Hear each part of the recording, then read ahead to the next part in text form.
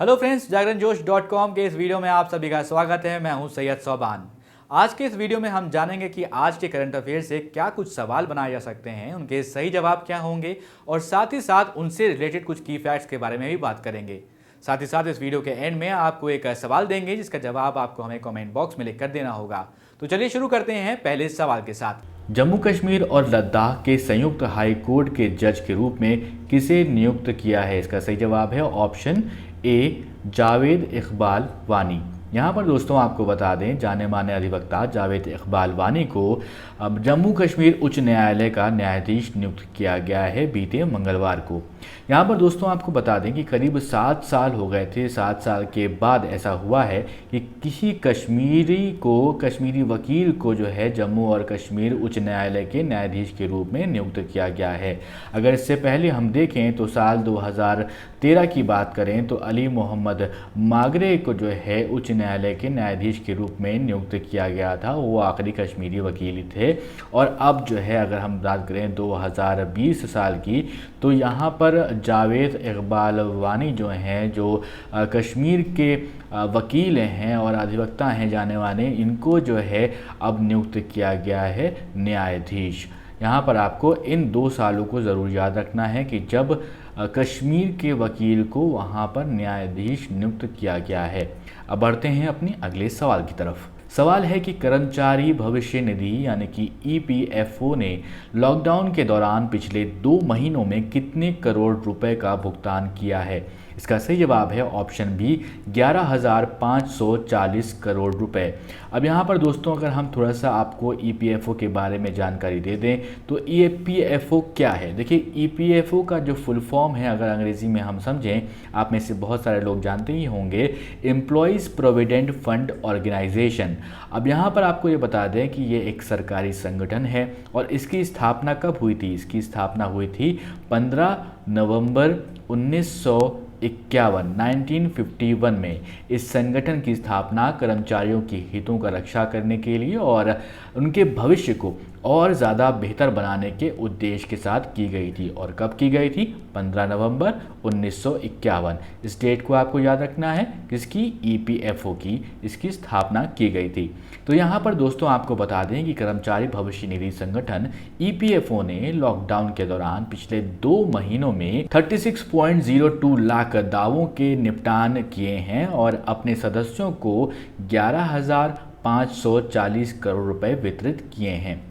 अब जो एक सरकारी बयान जारी किया गया, उस बयान में कहा गया कि कुल दावों में 15.54 लाख दावे कोविड-19 संकट से राहत देने के लिए प्रधानमंत्री गरीब कल्याण योजना के तहत ईपीएफ से पैसा निकालने की दी गई अनुमति से संबद्ध थे। और इसके तहत आपको बता दें 4,580 करोड़ रुपए वितरित किए गए हैं। तो यहाँ पे कुल की बात की गई है और यहाँ पर इस योजना के तहत की बात करी गई है, तो इसमें कंफ्यूज होने की ज़रूरत नहीं है। अब आगे बढ़ने से पहले इस वीडियो में एक ज़रूरी सूचना आप सभी के लिए। हमारी वेबसाइट जागरणजोश.com पर अगर आप करंट अफेयर्स पढ़ना चाहते हैं तो आपको अपने ब्राउजर में टाइप करना है www.jagranjosh.com, जिसके बाद आपको हमारी वेबसाइट का होम पेज नजर आएगा। इसके बाद आपको करंट अफेयर्स के टैब पर जाना है। ड्रॉप डाउन में आपको मंथ वाइज करंट अफेयर्स मिल जाएंगे, जहां आप मंथ के हिसाब से करंट अफेयर्स पढ़ सकते हैं। जब आप करंट अफेयर्स टैब पर क्लिक करेंगे तो आपको कुछ इस तरह से पेज नजर आएगा। अगर आप कैटेगरी वाइज करंट अफेयर्स पढ़ना चाहते हैं तो आप अपनी पसंद के हिसाब से कोई भी कैटेगरी चूज कर सकते हैं, जिसमें latest, national, international, sports, technology और इकोनॉमी जैसी कैटेगरीज मौजूद हैं। अब बढ़ते हैं अपने अगले सवाल की तरफ। तो सवाल ये है कि केंद्र सरकार ने कोरोना संकट के कारण ड्राइविंग लाइसेंस, फिटनेस सर्टिफिकेट एवं परमिट की वैधता कब तक बढ़ाने का निर्णय लिया है? इसका सही जवाब है वो है 30 सितंबर, यानी कि 30 सितंबर तक ये फैसला ले लिया गया है कि अगर आपका फरवरी 2020 से या 30 सितंबर के बीच में किसी का भी ड्राइविंग लाइसेंस, फिटनेस सर्टिफिकेट और परमिट जो है वो अगर एक्सपायर हो रहा था तो अब 30 सितंबर तक उसकी वैधता कर दी गई है। आपको यहाँ पर बता दें कि केंद्र सरकार ने मोटर वाहन अधिनियम और केंद्रीय मोटर वाहन नियमों के तहत अनिवार्य सभी दस्तावेजों की वैधता 30 सितंबर 2020 तक बढ़ा दी है। इस फैसले को अगर हम डिटेल में समझें, वैसे मैंने आपको पहले भी बताया, तो 1 फरवरी 2020 से लेकर 30 सितंबर 2020 के बीच में अगर किसी भी व्यक्ति की दस्तावेज में जो वैधता थी वो समाप्त हो रही थी, तो अब उसकी वैधता को बढ़ा करके कब तक कर दिया गया है? 30 सितंबर 2020 तक। उत्तर प्रदेश की जो सरकार है उसने इस फैसले को मान लिया है और लागू कर लिया है। मंत्रालय की विज्ञप्ति के अनुसार कोविड-19 संकट की मौजूदा स्थिति को ध्यान में रखते हुए और इस संबंध में मिले अनुरोधों पर गौर करने के बाद जो नितिन गडकरी हैं, जो परिवहन मंत्री हैं, उन्होंने ये निर्देश जारी किए हैं। अब बढ़ते हैं अपने अगले सवाल की तरफ। सवाल यह है कि हाल ही में किस पहले अरब देश ने अपना मंगल मिशन लॉन्च करने की घोषणा की है? इसका सही जवाब है संयुक्त अरब अमीरात। यहाँ पर दोस्तों आपको बता दें कि जो यूएई है, यूनाइटेड अरब एमिरेट्स है, उसने 15 जुलाई को पहली बार मंगल ग्रह के लिए मिशन लॉन्च करने की जो है वो घोषणा करी है। तो यहाँ पर आपको बता दें कि इस मिशन की जो तैयारी है वो साल 2014 से चल रही थी और अब 15 जुलाई 2020 को ये लॉन्च किया जाएगा। तो यहाँ पर दोस्तों आपको ये बता दें कि ये जो यहाँ से सैटेलाइट जो है भेजा जाएगा वो मंगल ग्रह पे उतरेगा नहीं। वहाँ की जो सरकारी यूनाइटेड अरब एमिरेट्स के जो सरकारी बयान आए हैं उनके हिसाब से अगर माने तो जो सैटेलाइट होगा वो रोवर या रोबोट जो होगा वो उतरेगा नहीं मंगलयान पर, बल्कि मंगल ग्रह की जो चारों तरफ उसकी कक्षा में चक्कर लगाकर सैटेलाइट जो है सारी जानकारी वो जो है वापस इनके देश तक पहुंचाएगा। तो यहाँ पर दोस्तों आपको ये भी बता दें साथ साथ कि जुलाई में ही चीन और अमेरिका भी अपने मंगल मिशन को लॉन्च करने वाले हैं, लेकिन चीन और अमेरिका के जो मिशन हैं वो संयुक्त अरब अमीरात का जो मिशन है उससे अलग हैं, अलहदा हैं।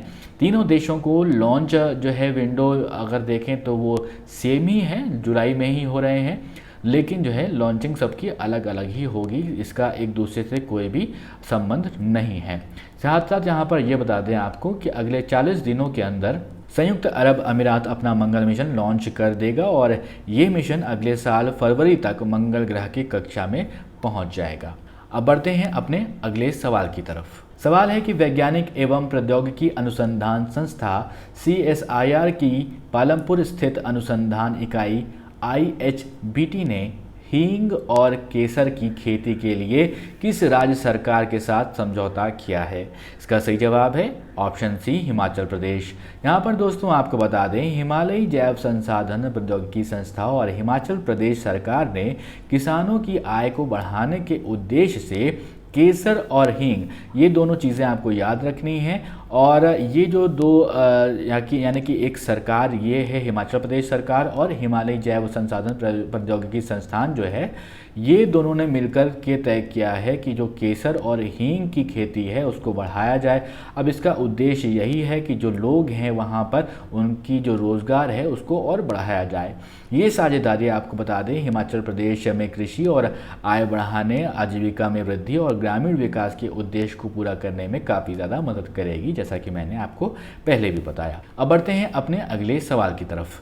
सवाल है कि हाल ही में किस राज्य सरकार द्वारा राज कौशल पोर्टल और ऑनलाइन श्रमिक रोजगार विनिमय की शुरुआत की गई है? इसका सही जवाब है राजस्थान। यहाँ पर दोस्तों आपको बता दें कि जिस तरह से लॉकडाउन था उसके बाद अब कई तरह की जो कोशिशें हैं वो सरकारें कर रही हैं, चाहे हम केंद्र सरकार की बात करें चाहे हम राज्य सरकार की बात करें, तो यहाँ पर एक राज्य सरकार की तरफ से ये फैसला लिया गया है। इस पोर्टल को सूचना और प्रौद्योगिकी विभाग और राजस्थान कौशल और आजीविका विकास निगम द्वारा विकसित किया गया है। राज्य कौशल पोर्टल का उद्देश्य ये है कि जो प्रवासी श्रमिक हैं उनके लिए अवसरों की उपलब्धता कराई जाए, उसमें सुधार करके उद्योग और मजदूरों के बीच के फैसले को कम किया जाए। इस पोर्टल का उद्देश्य ये भी है कि उद्योगों द्वारा उन श्रमिकों के रोजगार की समस्या को दूर करा जाए और जिन्हें कि रोज़गार ना मिलने के कारण कई समस्याओं से जूझना पड़ रहा है।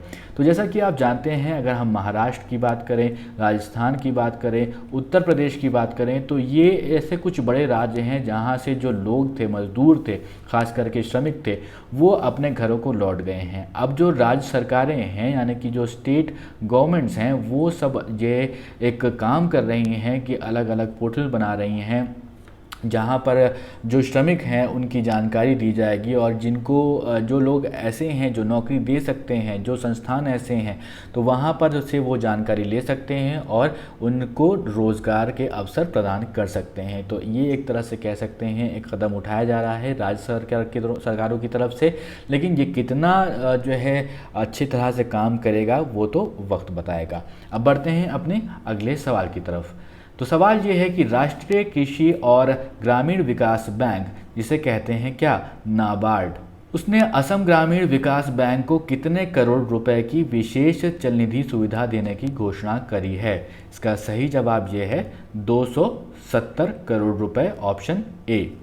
यहाँ पर आपको दोस्तों नाबार्ड के बारे में बताएं तो इसका जो फुल फॉर्म है अंग्रेजी में इसको कहते हैं national bank for agriculture and rural development.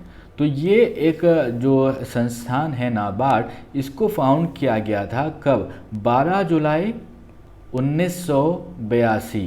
यहाँ पर दोस्तों एक चीज़ और मैं आपसे बात कर लूँ यहाँ पर कि जो यहाँ पर आप करंट अफेयर्स का ये वीडियो देखते हैं, उसको देखते वक्त एक ज़रूरी काम आप ये कर लिया करें कि अपने साथ एक पेन और पेपर भी ले लिया करें। आपका जो रजिस्टर है जिसमें आप नोट्स बनाते हैं, उसमें अलग से डेट वाइज आप एक पेज पर एक डेट डाल लीजिए, और वहाँ पर जो पॉइंट्स आपको लगता है, आप महत्वपूर्ण पॉइंट्स जो मैं यहाँ पर आपसे डिस्कस करता हूँ, उसमें से ये ज़रूरी नहीं है कि आप सारे पॉइंट्स लिखें, आप सिर्फ इम्पॉर्टेंट पॉइंट्स, इम्पॉर्टेंट डेट्स, वो इन्फॉर्मेशन अपने पास लिख सकते हैं। जहाँ पर आपको लिखने में अगर लगता है सुविधा हो रही है, अगर आप पॉज करके लिखना चाहते हैं तो आप पॉज करके लिखिए, आप उसको फिर से सुन के लिखिए। आप यहाँ पर ये काम ज़रूर कीजिए, क्योंकि एक बार वीडियो देखने से सबके पास इतनी एबिलिटी नहीं होती है कि उसको वो मेमोराइज़ कर लें। वो एबिलिटी मेरे पास भी नहीं है कि मैं किसी डेट को अगर देख लूँ या सुन लूँ तो उसको मैं एक बार में याद कर लूँ। लिखने से क्या होगा कि आपके पास वो नोट एक तो बन जाएगा, दोबारा वीडियो देखने की ज़रूरत नहीं पड़ेगी, और साथ साथ आपको वो याद करने में भी आसानी होगी। जब भी आपको रिवीजन करना होगा, आपने डेट वाइज करंट अफेयर्स खोला और वहाँ से आप देख सकते हैं। वैसे तो आप ये जो पूरी प्रैक्टिस है वो करते ही होंगे, बट जो लोग नहीं करते हैं ये उनके लिए है। यहाँ पर दोस्तों अब इस सवाल के ऊपर वापस आते हैं। तो यहाँ पर बता दें आपको कि कोरोना महामारी के दौरान किसानों की कृषि गतिविधियों का सहयोग करने के लिए 270 करोड़ रुपए की विशेष चल निधि सुविधा प्रदान की गई है। ये ऋण सुविधा किसानों को अपने फसल उत्पादन को बढ़ाने में सक्षम बनाएगी, जो इस कठिन समय में राज्य के कृषि ऋण के लिए एक वरदान साबित होगा। यहाँ पर दोस्तों आपको बता दें कि नाबार्ड 2020 और 21 कोविड-19 महामारी के दौरान सहकारी बैंकों, क्षेत्रीय ग्रामीण बैंकों और सूक्ष्म वित्तीय संस्थानों यानी कि MFI को राष्ट्रव्यापी 25,000 करोड़ रुपए की तरलता सहायता प्रदान कर रहा है। इससे क्या होगा? इससे ये होगा कि किसानों के लिए ऋण सुविधा जारी रखी जा सकेंगी। अब बढ़ते हैं अपने उस सवाल की तरफ जिसका जवाब आपसे हमने पिछले वीडियो में पूछा था, और साथ साथ आपसे ये भी पूछा था कि कितने स्टेट्स और यूनियन टेरिटरीज हैं। ये मुझे देखकर बहुत खुशी हुई कि कमेंट बॉक्स में आप में से बहुत सारे ऐसे दोस्त हैं जिन्होंने इसके सही जवाब दिए हैं, और 28 राज्य और 8 यूनियन टेरिटरीज़ हैं। जब मैंने आपको एक क्लू भी दिया था कि जो 370 है और 35A है, जब वहाँ जम्मू कश्मीर से हटी है, उसके बाद ये एक नया बदलाव आया था, और उसके बाद जो है 28 राज्य और 8 गणराज्य अभी के आज की डेट में हैं। और आपको ये बता दें यहाँ पर कि इस सवाल का जो जवाब था, यानी कि स्विट्जरलैंड में भारत का नया राजदूत हाल ही में किसे नियुक्त किया गया है, इसका सवाल का जवाब आप में से बहुत सारे सही लोगों ने दिया है, मोनिका कपिल मोहता। तो यहाँ पर एक बार मैं कुछ नाम ले लेता हूँ, ज़रूरी नहीं है कि दोस्तों मैं सबके नाम ले पाऊँ, लेकिन मैं आपको बता देता हूँ कि बहुत सारे ऐसे लोग हैं जिन्होंने इसका सही जवाब दिया है, जिसमें से मनीष कुमार हैं, अभय चौधरी हैं, एकता सिन्हा हैं, दिव्या कुशवाहा हैं, और कौशलेंद्र शर्मा हैं, राहुल कुमार हैं, नीतीश ने भी अच्छी कोशिश करी है, लेकिन ये बहुत अच्छी बात है कि आपने कोशिश करी है लेकिन आपका जवाब सही नहीं था नीतीश। अगली बार आप जो है कोशिश करें और सही जवाब देने की कोशिश करें। और सुल्तान अंसारी हैं, उन्होंने सही जवाब दिया है। इसी तरह से मुस्कान हैं, उन्होंने सही जवाब दिया है। शालू प्रिया हैं, नेहा चौरसिया हैं, विशाल पांडे हैं, इन्होंने सही जवाब दिया है। मयंक धमन, रोशन लोधी हैं, इन्होंने सही जवाब दिया है यहाँ पर। और प्रिया पाठक ने भी सही जवाब दिया है। यहाँ पर बहुत सारे मेरे दोस्त हैं, मैं सबका नाम नहीं लिख पाऊँगा, आप लोग मुझे माफ़ करिएगा, लेकिन मैं यहाँ पर कोशिश करूँगा कि हर एक वीडियो में कुछ लोगों के नाम ज़रूर लूँ। तो इसीलिए आप लोग हर रोज़ जो वीडियो देखते हैं उसमें आप ज़रूर अपना आंसर लिखें। यहाँ पर दोस्तों आकाश जायसवाल ने जो है साथ साथ यूनियन टेरिटरीज़ के बारे में बताया है, बट उनका आंसर यूनियन टेरिटरीज़ का वाला गलत है और वो कोशिश करें कि इसके बारे में और जानकारी लें। कोई बात नहीं, लेकिन ये एक अच्छा एफ़र्ट है आपकी तरफ से, एफ़र्ट मुझे पसंद आता है। आप लोग कम से कम कमेंट करते, पार्टिसिपेट करते हैं, हमारे साथ बात करते हैं। तो यहाँ पर बलराम सर करके हैं, उन्होंने भी सही जवाब दिया है इस सवाल का। और रूमन चौधरी हैं और सुनीता हैं, इन्होंने भी सही जवाब दिया है। राना उमेश हैं, शादाब मंसूरी हैं, अवजीत हैं। तो इस तरह से बहुत सारे मेरे दोस्त हैं जो हमें देखते हैं हर रोज़, हमारे इस करंट अफेयर्स वीडियोस को पसंद करते हैं। ममता अहलन हैं, जिन्होंने इसका यानी कि जो यूनियन टेरिटरीज़ का जो सवाल पूछा था और स्टेट्स का सवाल पूछा था उसका जवाब दिया है। और रचना हैं, उन्होंने सही जवाब दिया है इस सवाल का, यानी कि स्विट्ज़रलैंड में भारत का नया राजदूत किसे चुना गया है। बाकी राना उमेश हैं, बहुत सारे दोस्त हैं मेरे, सबका मैं नाम नहीं ले रहा हूँ। जिन्होंने सही जवाब दिया था उनको बहुत बहुत बधाई। और इसमें से यहाँ पर दोस्तों आपको बताएं कि शादाब मंसूरी हैं, उन्होंने भी डिटेल में बताया है कि किस तरह से जो राज्य हैं वो क्या है। वो एक बहुत अच्छी बात है, यहाँ से आप इन्फॉर्मेशन ले भी सकते हैं अपने दोस्तों से, जो लोग यहाँ पर कमेंट कर रहे हैं उनसे भी ले सकते हैं आप अपने जो है जानकारी। साथ ही साथ यहाँ पर दोस्तों आपको बता दें कि अब इसका मैंने आपको सही जवाब बता दिया है, तो इसके बारे में हम थोड़ा सा बता देते हैं। बाकी जिनका नाम मैं नहीं ले पा रहा हूँ उनके लिए मुझे माफ़ करिएगा और मैं कोशिश करेंगे कि हम अगले जो है वीडियो में आपके नाम ज़रूर लें। तो यहाँ पर दोस्तों आपको बता दें कि मोनिका कपिल मोहता को स्विट्ज़रलैंड में भारत के अगले राजदूत के रूप में नियुक्त किया गया है। वे वर्तमान में स्वीडन में भारत के राजदूत के रूप में कार्यरत हैं। 1985 बैच की IFS अधिकारी हैं। मोनिका कपिल मोहता स्विट्जरलैंड में भारत के वर्तमान राजदूत सीबी जॉर्ज की जगह लेंगी। सीबी जॉर्ज को कुवैत में भारत के अगले राजदूत के रूप में नियुक्त किया गया है। इसके बारे में जानकारी हम आपको पहले ही दे चुके हैं। अब एक सवाल आपके लिए, जिसका जवाब आपको हमें कमेंट बॉक्स में लिख कर देना होगा। सवाल है कि छत्तीसगढ़ सरकार ने राज्य में पुलिस कर्मियों के मानसिक तनाव और डिप्रेशन को कम करने के लिए किस नाम से एक अभियान की शुरुआत की है। आपके ऑप्शंस हैं स्पंदन, नमन, खुशी, प्रतिभा। यहाँ पर आप अपने जवाब हमें कमेंट बॉक्स में लिखकर बताइए। मैं फिर से आपको बता दूं कि मैं आप में से बहुत सारे लोगों के नाम लूँगा अगले वीडियो में। और अगर ये वीडियो आपको पसंद आया हो तो इस वीडियो को ज़रूर लाइक करें, इस वीडियो को ज़रूर शेयर करें। और अभी तक आपने हमारे चैनल को सब्सक्राइब नहीं किया है दोस्तों तो ज़रूर सब्सक्राइब करें और देखते रहें जागरण जोश.com।